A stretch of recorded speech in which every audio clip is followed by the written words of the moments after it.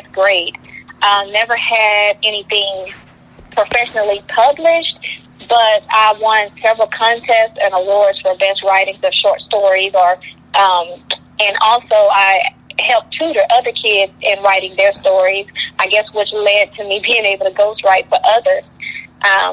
My first book that I had professionally published was Dear God, Can You Hear Me?, which is a prayer journal. And at the time, I was going through a divorce and a domestic violence survivor. Mm-hmm. So that really hit home for me, and being able to meditate and have some time with myself and God and writing about it.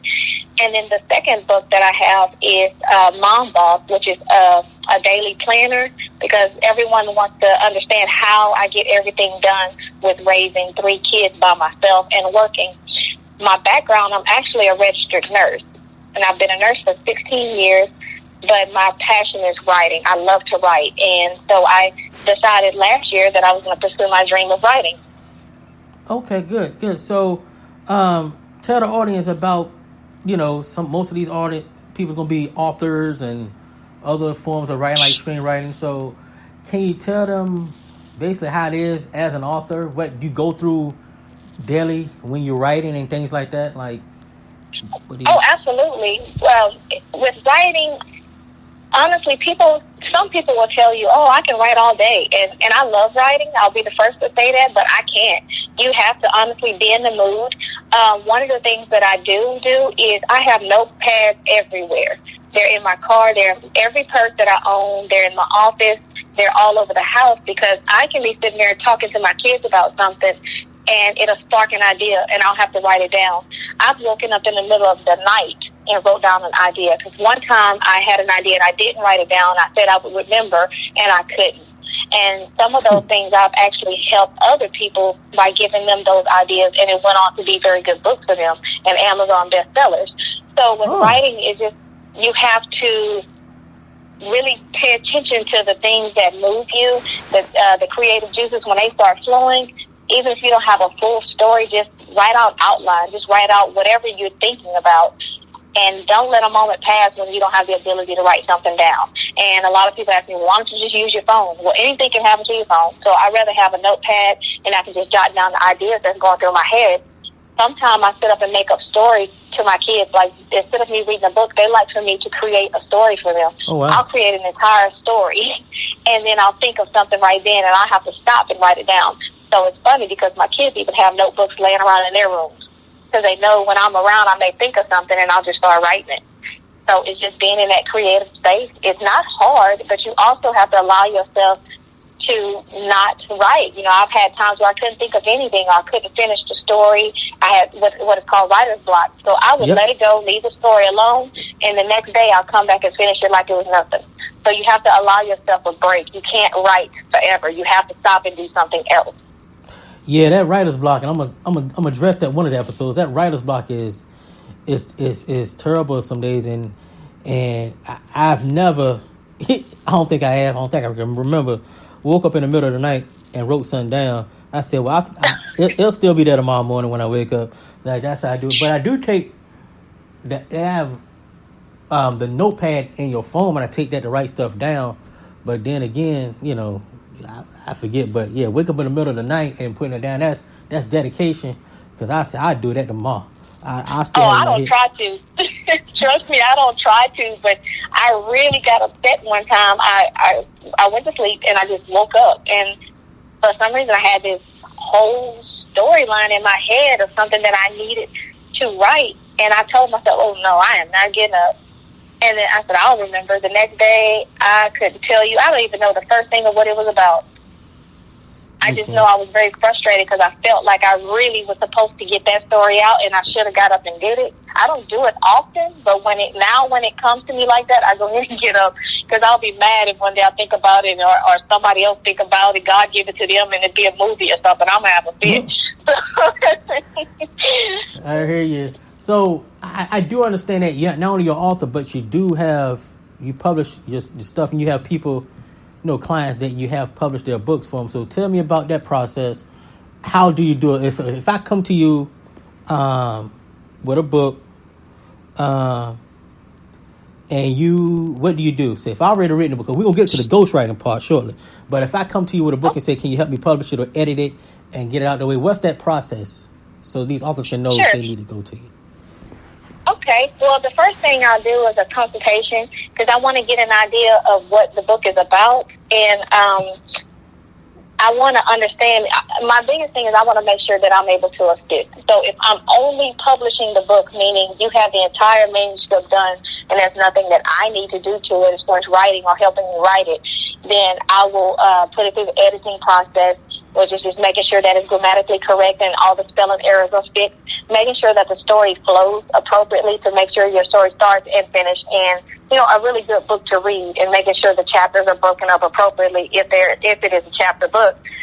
And once I finish that, I actually send it back to my client and let them reread their book to make sure that when I do the grammatical changes, it didn't change the meaning. For an example, I had a client that had a lot of slang terminology in it. And, when you're checking for errors, when editors do it, they'll do a line-by-line edit, and sometimes they'll change it. So I have to put notes on there to my editor and say, don't change this. She meant to, have it that way. Once that process is finished, they'll send it back to me with an email saying that they approved it. And it goes on to formatting, which is sizing the book. We select the size that they want. We size it or format it for that size. And then we're in that process, we are discussing book covers. I've had some clients that send me the picture that they own that I can use as a cover, or I'll send some type of, categories or ideas to my graphic artist. They'll create the cover, and then I send it back to my client to have them approve it. Once they approve it, I put everything together, and with my company, I publish through Amazon and Barnes & Noble. Okay. And then we issue the books. They'll receive a link where anyone can go on those platforms and buy the book. And in my packages, they also receive handheld copies of their books, and they're able to order. One good thing about my company is I don't take any of the royalties. I'm only a publisher. So once I'm finished with that book, that's them. That's all their money. And what made you decide to have your own publishing company? What made you decide to do that, to go into that realm of business? Well, honestly, it was just a frustration with trying to find a publishing company that you wouldn't have to spend almost the amount of an entire car to get published. And that doesn't even include the marketing. And they don't guide you through anything. They don't guide you through the process. They don't help you with the marketing. Marketing is a whole different package. Along with, once you do, let's say I did have $10,000 to publish my book, now I got to figure out how to get copies of my book because that's not included. And then I got to share my royalties with you. So I was very frustrated with that process. And it's so crazy, to be total honest with you. I prayed about it, and then I'm not a big Facebook person, but my daughter pushed me to get on Facebook. I got on Facebook and actually met a lady that was training people in opening a publishing company. And what's her name? I did. And what's her name? Oh God, you would ask me that. Is it Miss? Is it Miss? Hold on for a second. I'm about to go into that. Is it Miss? Hold on. Is it Miss? Rhonda Watts Robinson? Rhonda, thank you. Yes, Rhonda. You know why? Because now her class and my screenwriting class have blended in now. Oh, that's wonderful. Yeah, I'm supposed to go down in May to speak with her in Florida to speak to the class, and she said some wonderful things about you. So that's why. She is amazing. Like, I mean, when I tell you I learned a lot from her. She is a wealth of knowledge. But it's so crazy how I met her because, again, you got to remember, I'm not a Facebook person. Right. I have no idea how these connections other than God was made, even with you.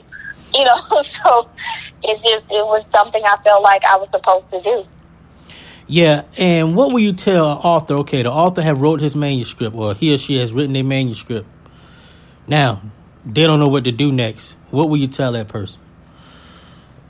Say that one more time because I didn't hear you. Okay, if the person has now finished their manuscript, okay, and the person don't know what to do next, what would be the first thing that you would tell that author to do with their manuscript? Like, what feedback will you get at author? What information will you get at author? For if they've written it already and they want me to look at it. Well, anyone, just saying any in general. If that author just finished writing a book, writing their manuscript, now the author wants to know, how can I get it published? How can I market it? Where will you tell the person to do to make sure their first book will be success? Because there's a lot of authors out there, as you well know, that falls off the face of this earth after their first book because they don't know what the hell to do. So, what would you suggest that person to do if they want to have a career as an author? That's what I should have said. Well, the first thing I would ask them, I would ask to read the manuscript, or if they can give me. The funny thing is, some authors, a lot of authors that I've met, are really good with writing, but they're not good at explaining it to them when someone asks what the book is about. Because you have to. How is that?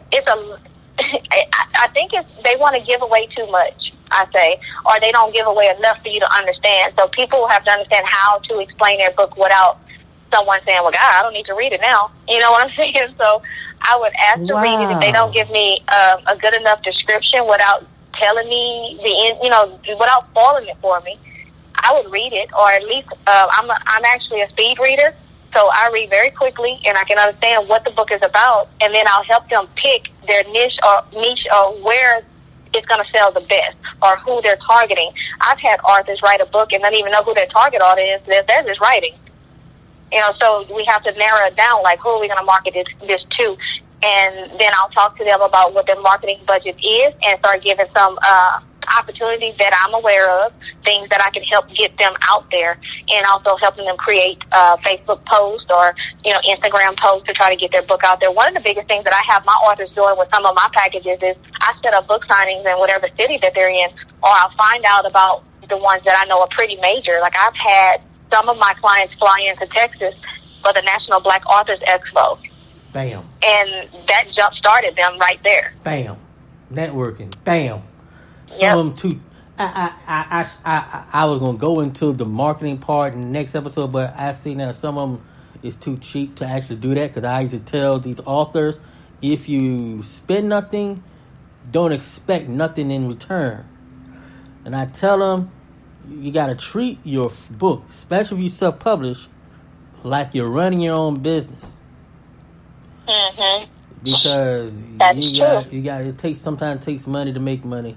And dealing with that, what do you think? Because on Facebook, there's about 10 million authors out there that claim themselves they're an author or novelist, I never heard the term authoress and all that jumbo stuff.